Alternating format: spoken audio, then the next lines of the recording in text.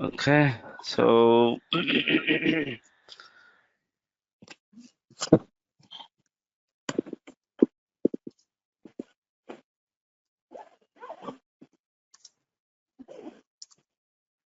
so there is one configuration called maintain drop course event categories, where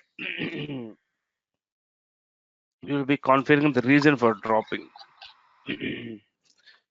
Okay. So this one maintain drop course event categories is one thing where you'll be configuring the reasons for dropping the course enrollment and all. Okay. Maintain drop course event categories. Okay. Yes, yeah. This one thing, which will ensure you. Before that, there is one more thing that you need to do to validate the course enrollment, Mhm. where error or warning will be triggering to an employee saying that you'll be not able to enroll, you'll be not able to drop this from the enrollment kind of thing. So once you have that one, this will allow you to select the reason for drop enrollment. So it will allow Mm. it will ask you the reason for which you have to drop the enrollment, and accordingly you will be select employee will be selecting uh, reason for dropping into the course. Okay. So Okay. suppose, for example, if you're dropping, right? Yeah. Um,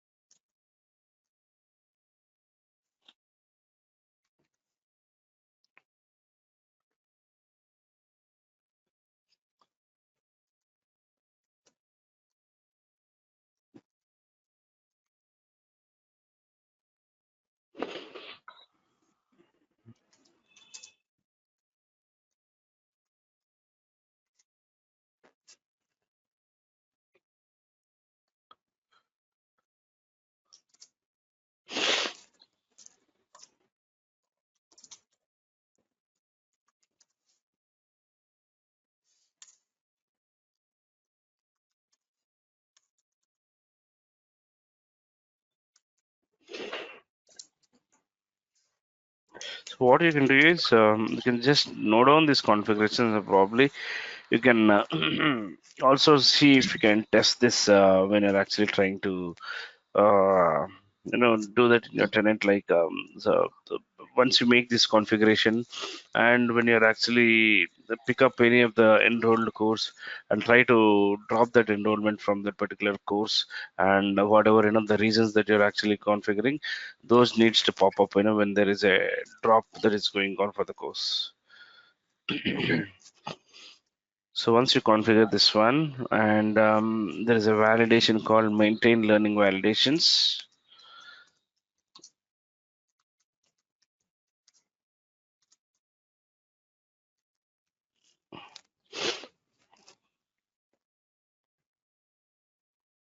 Here you'll be selecting if you wanted to throw an error, you can actually configure this learning thing and What is this? make validation. If let's say if there is any required course that employee is assigned and employee is trying to actually drop from that one, there should be an error saying that you cannot drop from required courses kind of restriction. This will be validating. Okay. Mhm.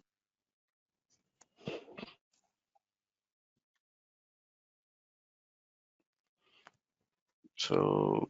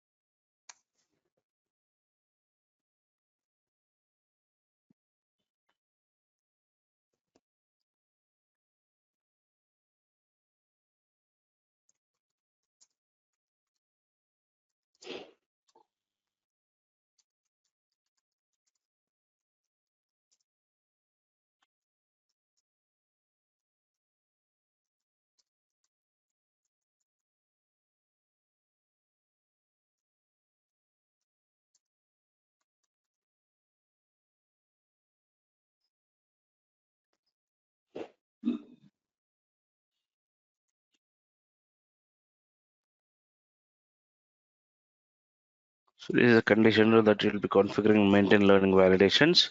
And this is one thing, if you're actually configuring with critical validation, so employee will not be able to drop from the required course with the validation that you've done here. Or if you're actually configuring with warning, employee will be able to drop with a warning message. This is one thing, one thing that you need to What actually have. condition you have given? Sorry? What is the condition you gave? Condition that it gives, if employee is trying to enroll, trying to drop from the required learning enrollments, this error has to populate. So I've taken required learning enrollment,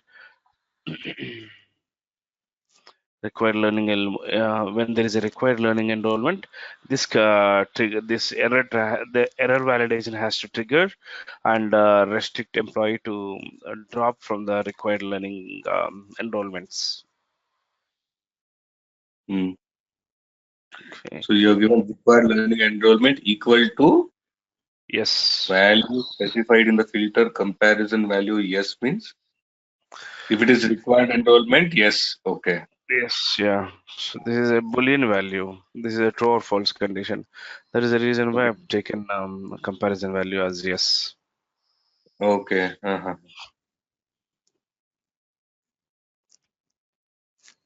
Okay. Hmm. So this is one thing important validation for all course enrollments and drop enrollments kind of things. This is one important thing. If you have any requirement while you're enrolling into regular courses to validate, let's say, at management level, for few courses, you wanted only manager to enroll or learning administrator to enroll. So for such kind of thing, you can go and write a validation rule that only if management level is greater than, or only if our role is learning administrator kind of things, you can give and actually make learning administrator or managers to enroll into that course. Hmm. Okay, that kind of validations also you can give for enrolling and for dropping.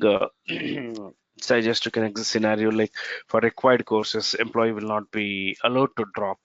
So if employee is trying to drop from the required learning, there has to be a kind of error saying that that you're not supposed to drop for the required learning courses that you are enrolled for, kind of message that has to trigger for an employee.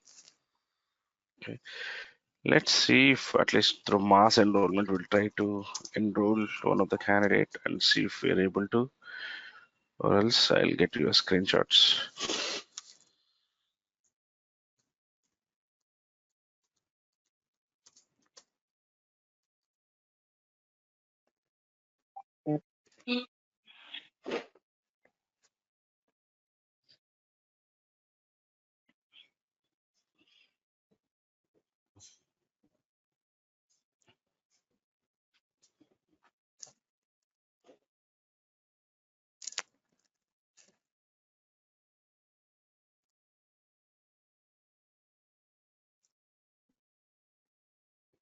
Mm.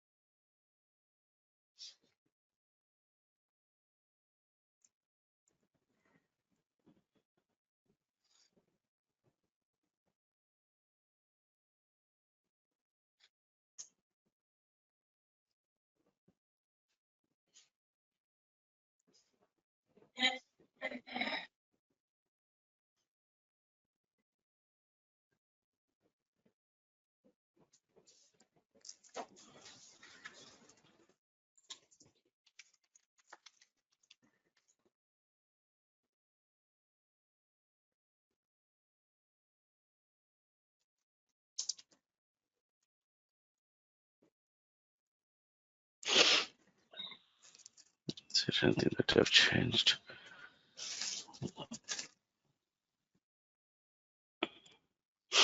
Why are you changing the security policy? I've not changed. I was checking the access part because the task is not accessible, so I'm verifying this person's security whether something has got changed.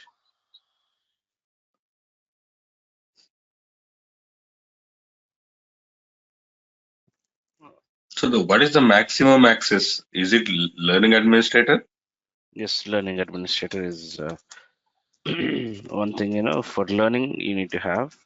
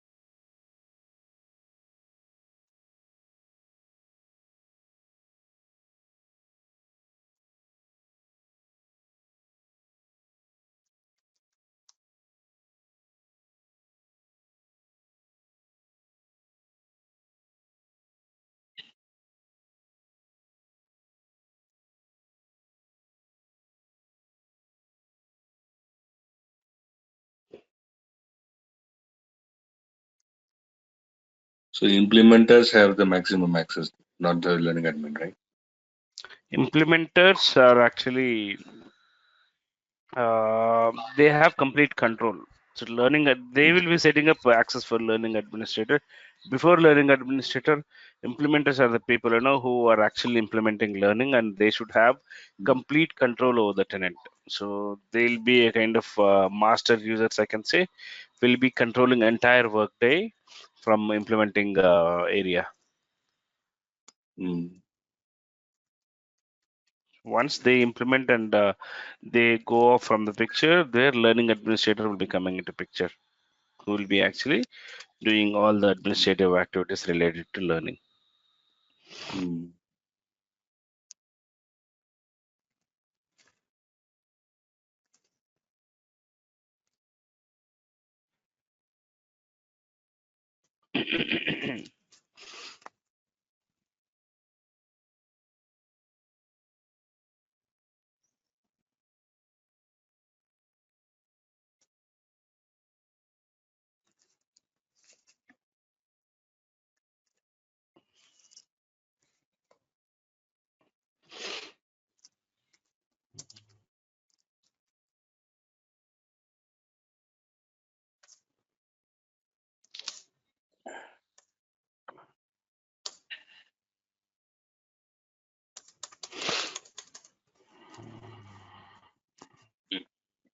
There's something wrong with this.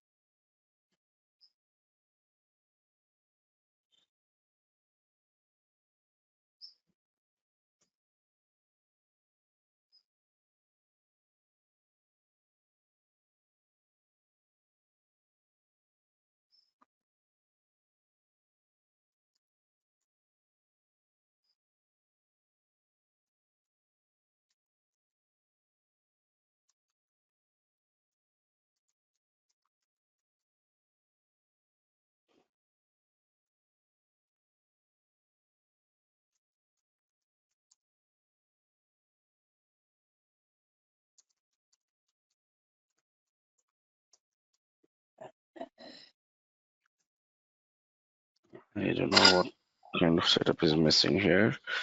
Probably we need to actually see.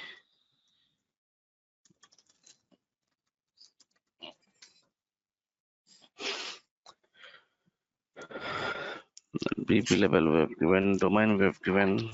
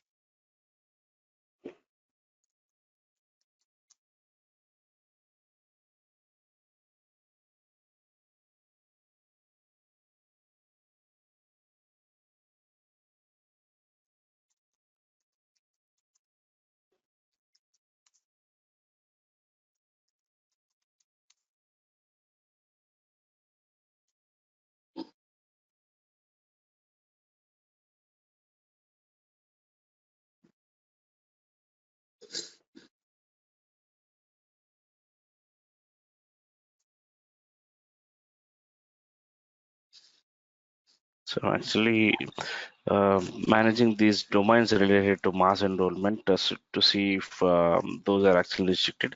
Actually, those settings are missed actually. And there is a domain called.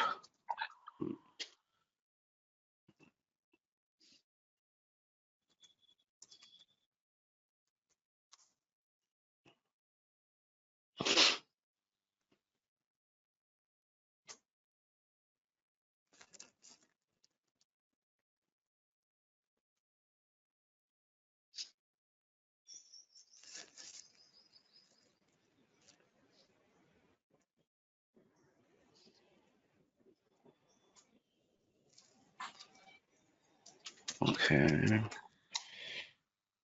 So, okay. There we have not given, I believe.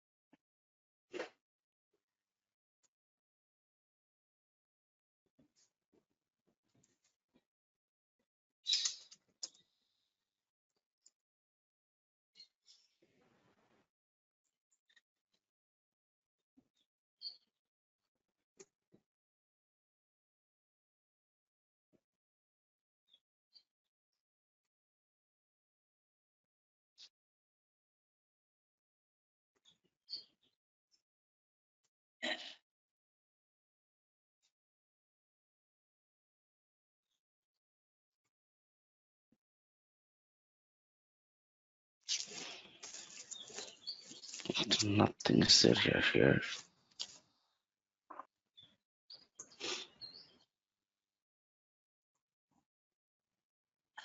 This entire is actually a dummy tenant. No, nothing is there.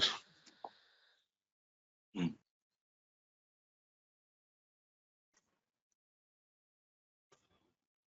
So when you're doing a mass enroll, you have to select by location or organization hierarchy, supervisory organization, right? No, no. When there are two tasks.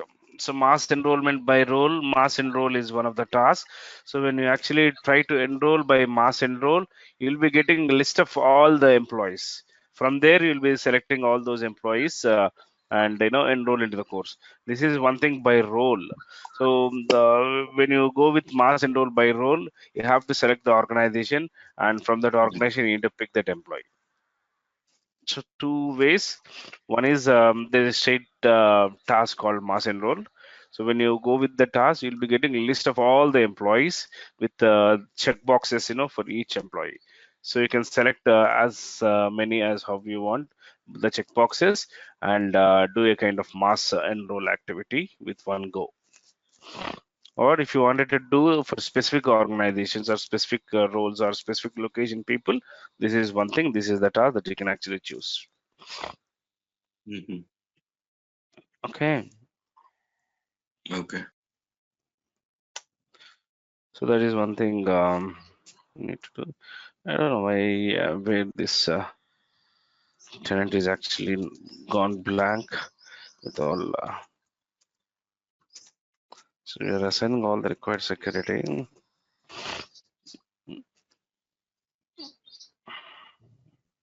So it's a business process, is it? Mass enroll. Yes, every task is actually BP in Workday. So whatever you manage in Workday, everything in the background, and there will be a business process. So you need to actually give the required security for all the business process, and that will ensure you to actually perform that task in Workday. Mm-hmm. Every task, create Workday account or enroll into learning content or drop into the learning content, all those are business process. Let's say now I was actually showing you the drop, right? So you need to actually go to the drop.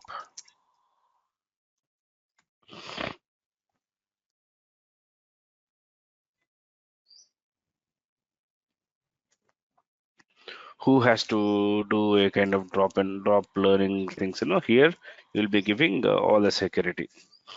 Drop learning enrollment. Who has to drop from the learning enrollment? What do you need to give? You need to give employee as self. Every employee will be having permissions to get dropped,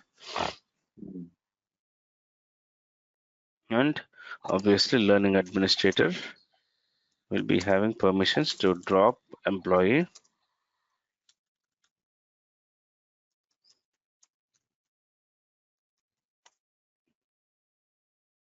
and yeah, mostly a learning admin and employee will be having. In certain cases, manager will be having access to drop for certain enrollments. All What the is the below difference things are between okay. job based? When you What selected is that? manager, you had Hmm. unconstrained, the job based. What is That the is a meaning of? security group actually. That is a security group. When you're actually creating security groups, so you have for every security group you have two types of security groups. One is constrained, the other one is unconstrained. So constrained will be having limitations in accessing the data. You need to specify only specific organization, and when Mm, you create the security group, that security group will be having only permissions to access data related to that security that organization. But unconstrained will not have that kind of restrictions, will be having complete access over the tenant, for the domains that you are assigning. Let's say, okay, so I've where created do we? manager. Mm, We are creating in a manager constrained security group, and now when you're actually adding um, this security group to personal information, okay, so now people who are assigned with manager constrained security group will be able to see the personal information of the organization that you have selected while you are creating that security group. And when you are actually accessing the same with unconstrained security group, unconstrained security group will not have any limitations. They can access across the tenant, whatever the personal information that is there, they can access to every employee, but constraint will be restricted to only specific organization. That you'll be Mm. having while you're creating security groups. You'll be having that task or that area where you'll specify specific organization.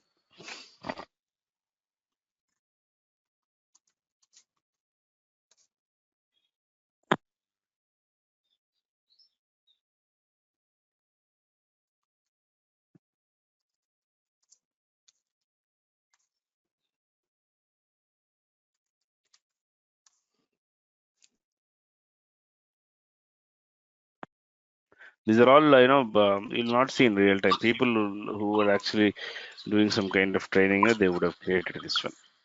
Okay, Mhm. so you have only manager role based security group. That's it. For every manager with role, you'll be assigning that role based security. Mm. So now,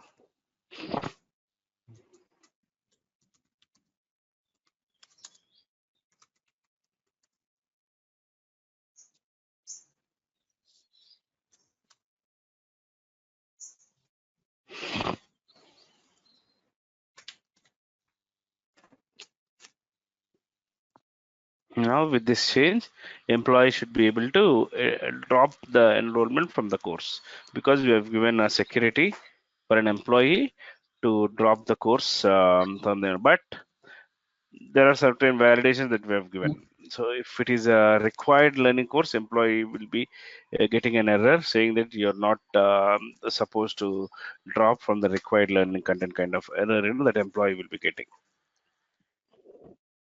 Mm. Okay. So required learning will be only when it is assigned through an admin, right? So not only admin, when you're actually enrolling, okay, when learning admin is trying to enroll, or when manager is trying to enroll a group of people, first option that manager will be getting is, or learning administrator will be getting is, do you want to assign this course as a required learning content or no?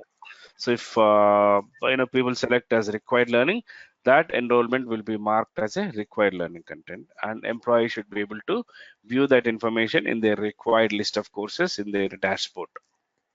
Okay. Anything which is self-assigned will not be a required learning. Yeah. Yeah. Okay. Okay. Now, Those are so the tasks. Probably what you can do is maintain drop course event categories and maintain learning validations.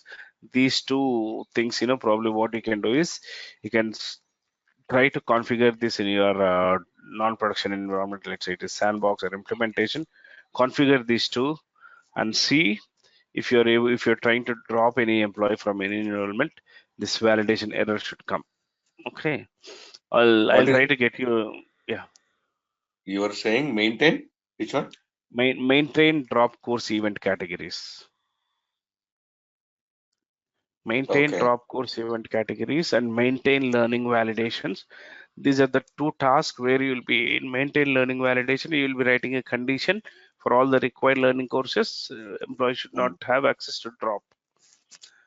So you have seen, right? I've selected a field called required learning enrollment and Mm. marked as yes. And when you add this to maintain learning validation, there will be a kind of error showing that employee will not be dropping from the required learning content. Mm. Mm. So that is these are the two things that you need to actually. Not sure whether your tenant has been configured with this or with the type of questions that are configured for drop. But yeah, if it is not, you can consider this one. Okay. Okay. Yeah, I'll check it Okay. out today.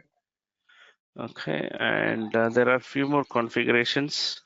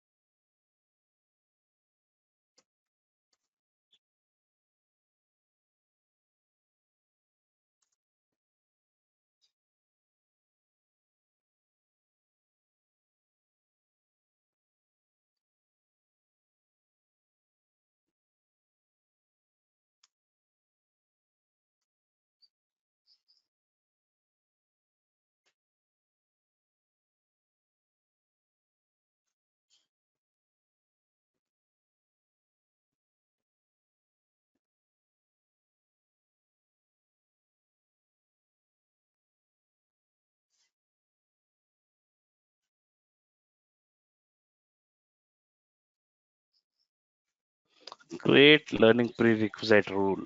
Okay. Mhm. So what this configuration does is, let's say if you have any course, okay, that has to be completed only before completing one of our other course. Okay, Mhm. without that, that particular code, let's say code of conduct is there. Okay, so in order to complete the code of conduct training, there is a kind of prerequisite completion that has to be set up. Okay, only after that prerequisite complete, this code of conduct can be accessed to complete that one. So that kind of setup, you'll be actually managing here. Okay, Mhm. target content, let's say if I take I think we have only two courses in the tenant. I'll take,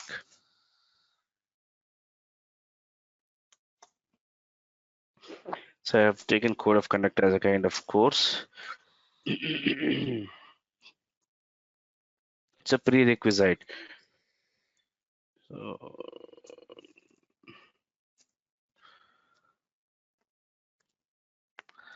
so compliance course. Okay. So now what this will happen is when you make this one, when employee, when employee Mhm. has to complete this one, he has to complete this one. Compliance course has to complete. So without that, if employee is trying to complete code of conduct, there will be a kind of error message. There is a prerequisite configured for this course. You have to complete compliance course first before you complete code of conduct. Kind of message, you'll be seeing.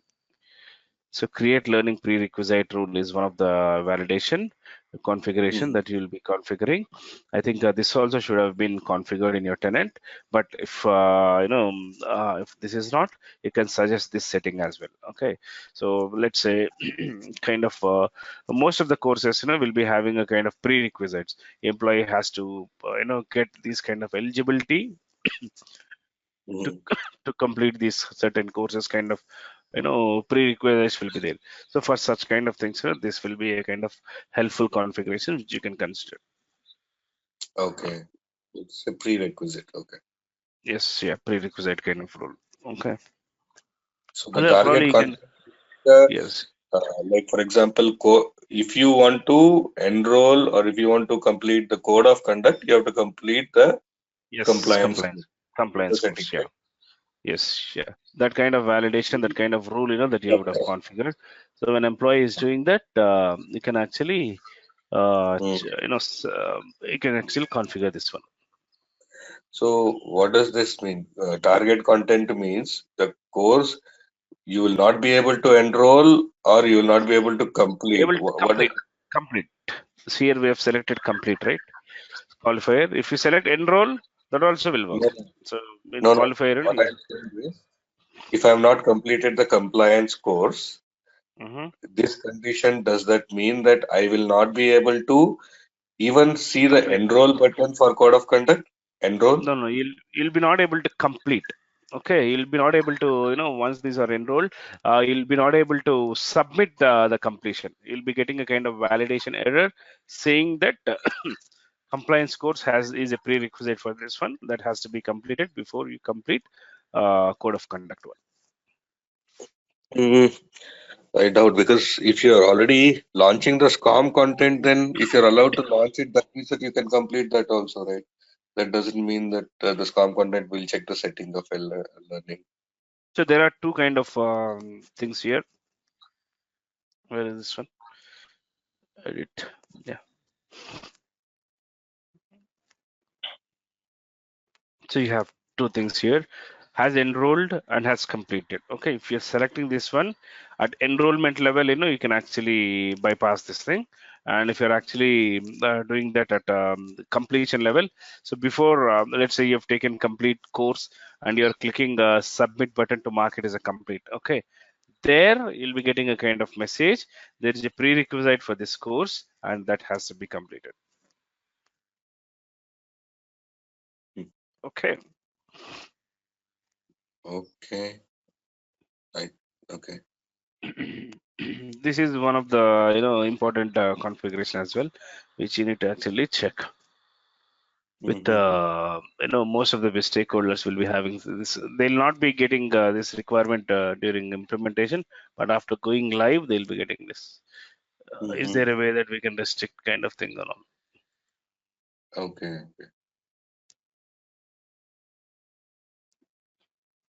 Okay, this is one thing probably you can test, and I can if you're seeing any kind of discrepancy, I'll get you kind of job aid for this as well.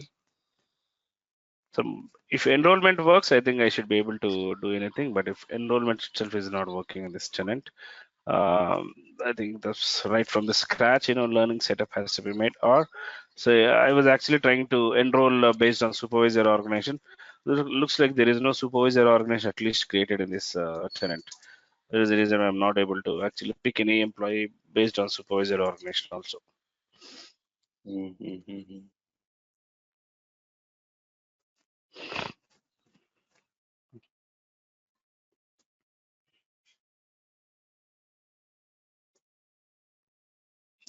There is no organization.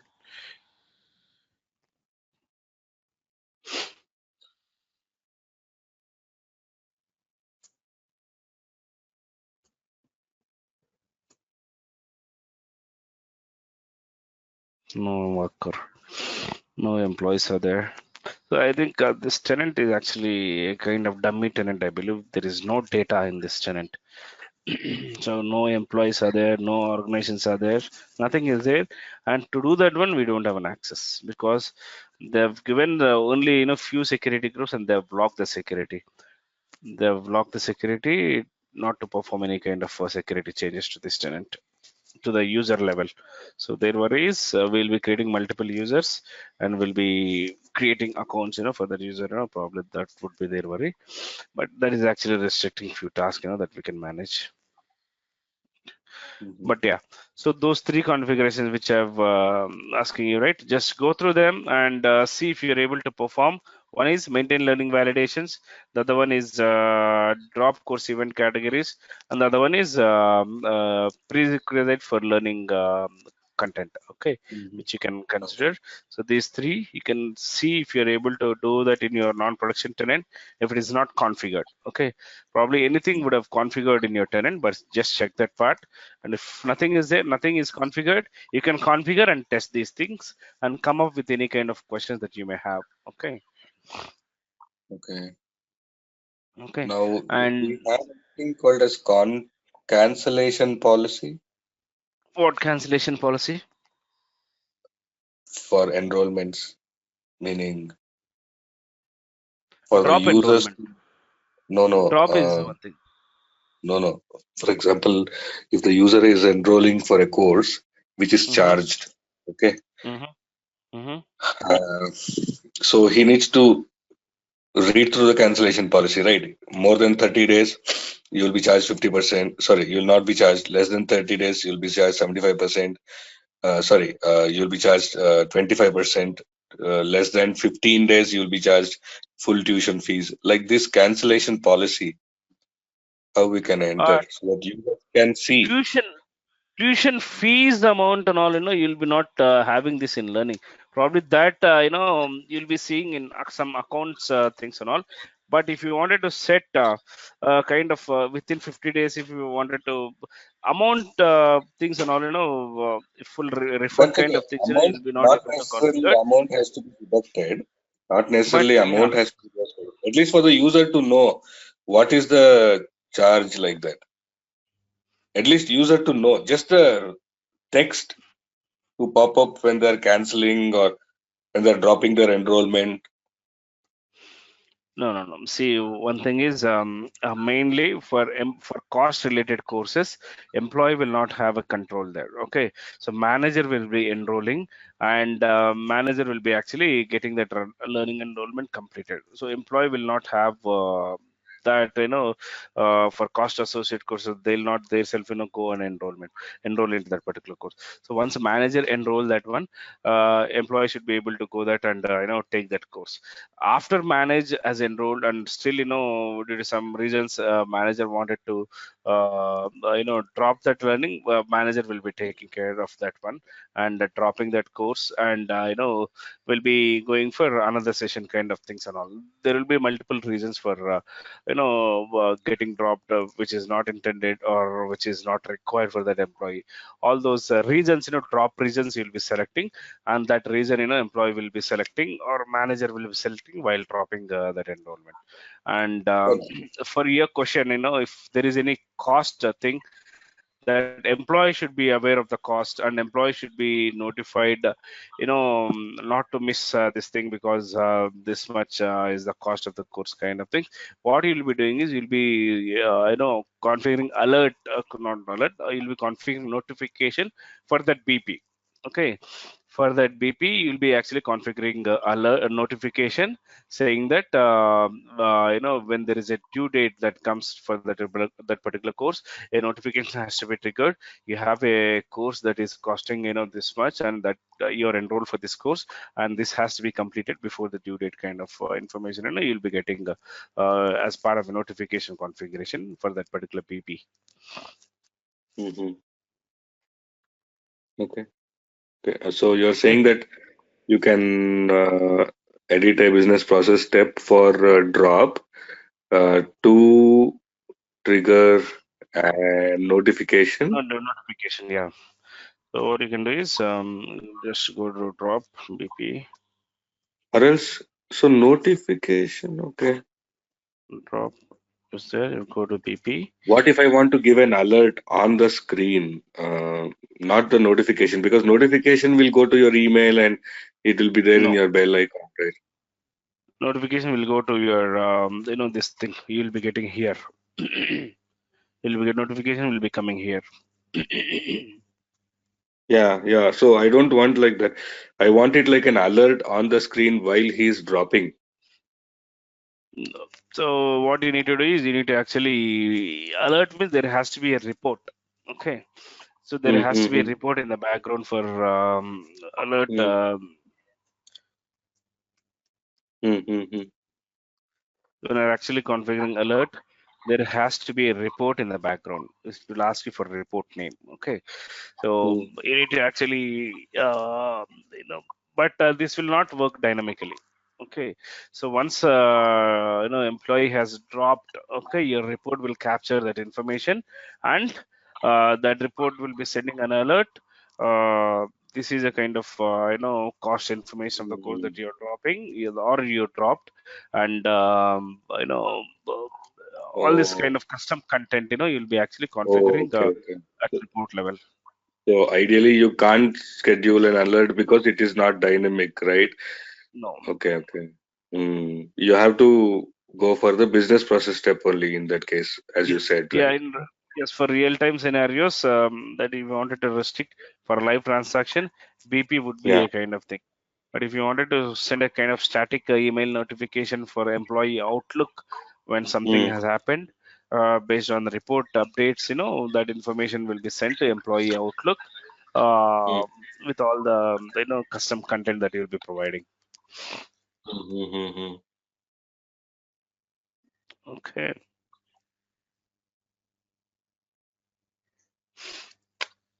that is one thing that you'll be configuring notifications as per your need at BP level. Okay. and alerts at report level you'll be configuring, and report will be picking all the information, all the intended employees, and for those employees an alert will be sent to their outlook with all the information that you'll be providing. Mm. Okay. So these are mostly used configurations in Workday Learning. Just to see if your tenant is already configured. If not, just try to configure these things and come up with any questions that you'll be having. In this tenant, probably I'll be not able to show whether it is working or not, but I'll be getting you kind of job aid document, for these three configurations, in detail, for just as a kind of reference for you. Okay. Okay, yeah, that will help. Yes. And the next topic would be a kind of custom reports. So custom reports related to learning. Okay. So basically, since Okay. you also asked something related to calc fields, so we'll see. Uh, since there is no learning data, but we'll try to see. Let's say first, let me explain.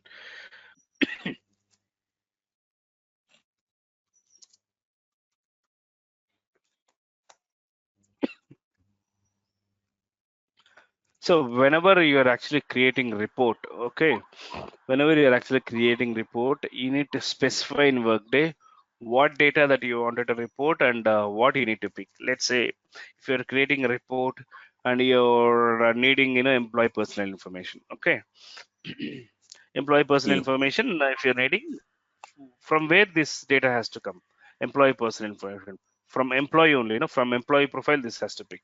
So you need to Correct. actually know from which source that you need to pick the data. Okay, like personal Mhm. information you'll be getting from employee or worker. Okay, so worker is the source that you need to take. Okay, let's say Okay. if you wanted to take all the dependent information of an employee. Okay, dependents, what Mm. are the who are all the dependents of an employee, what is the relationship of a dependent, and what is the relationship of employee and dependent, whether it's child or spouse or parents kind of relationship that you wanted to know, and all the dependent contact information. What should be the source? Dependent should be the source, no? Mm. Dependent should be a kind of table that has to be a kind of source from where all the dependent information has to come. Similarly, all the learning things. Okay, so if you wanted to pick all the enrollments information, so learning enrollment is a kind of source, that you need to actually see. Source, that you need to pick, and where you'll be seeing all the learning enrollment information here. What is the status of the enrollment? What is the employee who has enrolled, enrolled into that particular course? And if you wanted to filter the course, you can do that one. And what is the completion date of this enrollment? And what are the credits that are actually assigned for this learning enrollments? All this information you'll be getting from learning enrollment. And similarly, if you go to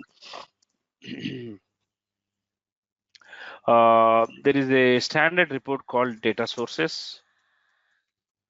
Mhm. Okay. If you are actually asked to create any report in Workday Learning, okay. So if since Mm. you're new to Workday and you're not aware of creating report and all, and you don't know what data source has to be chosen for the requirement that you got, just access the standard report, okay, data sources, and enter for learning. Mm. Okay, so these are all the sources that you have in Workday Learning area. Okay, Okay. so all these are the learning data sources from which you can create reports. Okay, so learning enrollment, which I was saying you, which will return all the enrollments and all. So if you wanted to pick the group of learning instructors who are available in tenant, you'll be getting learning instructors. So similarly, all other categories you'll be actually creating. If you wanted to pull extended learners who are not employees in Workday but are extended learners, you'll be actually selecting this source. So whichever data that you're actually looking for, based on that Mm. data, you'll be accessing the source, and that source will be returning you that relevant information that you're actually looking for. Okay. How do I find out what source has what fields in it? If you select this one, let's say learning enrollment, I'll be selecting.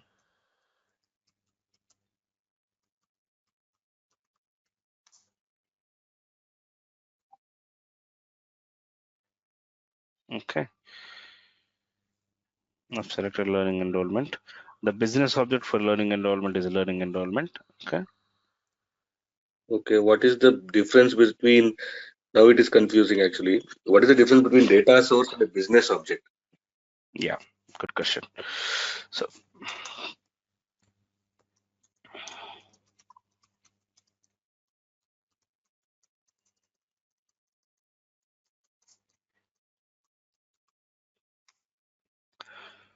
business object is a kind of table. Okay, is a Hmm. table which will be holding all the relevant source information. Okay, table.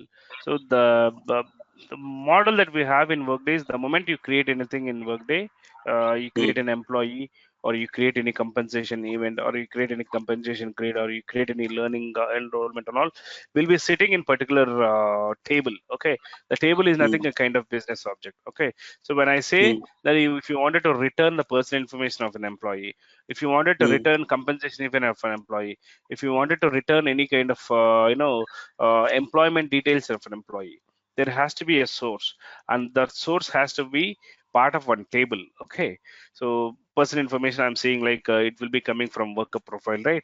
So worker should be a kind of business object. It should not be a kind of dependent business object. Let's say now, let me go into creation of report screen.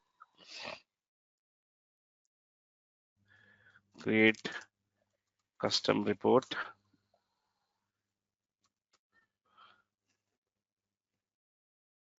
So now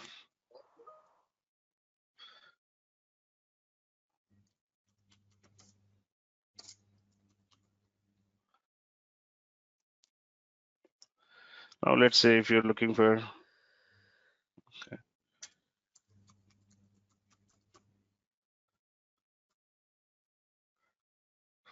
so if you're looking for employee personal information, employee information. Okay, so now I've selected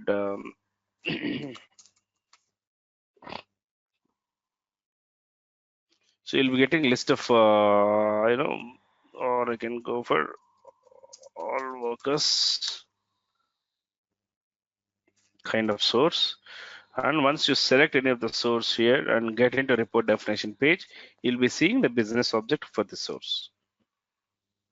Okay, so this is the business object for all workers because we have selected worker all workers information where you'll be getting all the worker related fields here. Okay, and where that object will be sitting in worker object, worker table. Okay, worker table, worker object, which will be holding all the information related to worker, related to dependents, related to compensation, related to performance, related to worker employee information. All this information you'll be choosing for an example. Okay, for example, so your business object is worker. Okay, now you wanted to return only active employees in your report. Okay, so now worker is an umbrella. Okay, worker will be holding active employees, worker will be holding terminated employees, worker will be holding retirees, worker will be holding everyone. But now when you're choosing that you wanted to have only active employees, you need to pick the right source. Okay, so the source for your report should be active employees. So you are saying, mm, worker is a bigger, uh, I mean, all the Table data actually, will be under worker. Sorry, all the yes, data sources will be under business object. business So object. business Data object source is is a parent and data source is a child.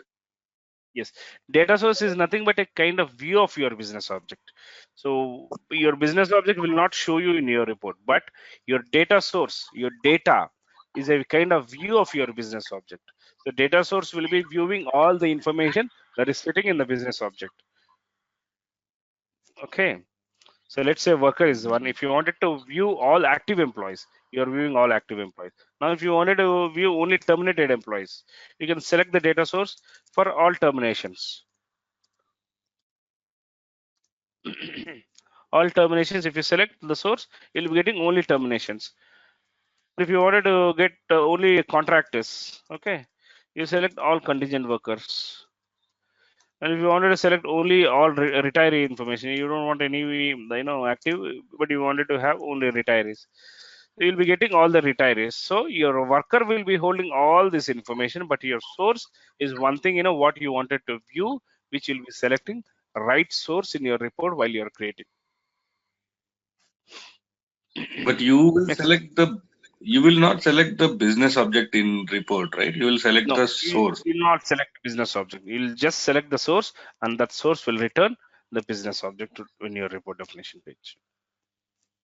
So how do I know which source to select when I'm creating any course? That based on number of reports that you create, based on the kind of experience that you gain in managing reports, you'll be getting Hmm. what source has to be selected. And that's the reason why in the initial stage, since you're not aware of the sources that are available, you can go to the standard report called data sources. And if anyone asks you to create a report, hey, if anyone comes to you, hey, can you get me the list of enrollments that are in completion status? Okay, if you get such kind of things, and you don't know what source that you need to pick, okay, but you know what data has to be returned, you know that, but you don't know how to create that or what source has to be chosen. So you can initially, since you're not aware of terminology of reporting, you can go to this report data source and filter for learning.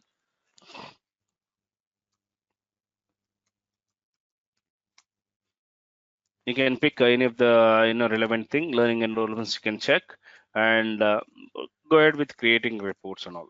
Okay. So only for a certain point of time will be unclear with, but once you get flexibility and have good hands-on, you'll be able to identify what source has to be taken and what business has to be selected, what type of data source has to be chosen. You'll be able to understand that clearly once you get so at least some hands-on in managing reports. Okay, Okay. okay, okay. So in learning, I think we have around 6 to 7 kind of reports that mostly work for all the learning business users and learning administrators to return the data. So probably we'll focus on few different scenarios of returning data. But first, I'll conceptually create one basic report out of learning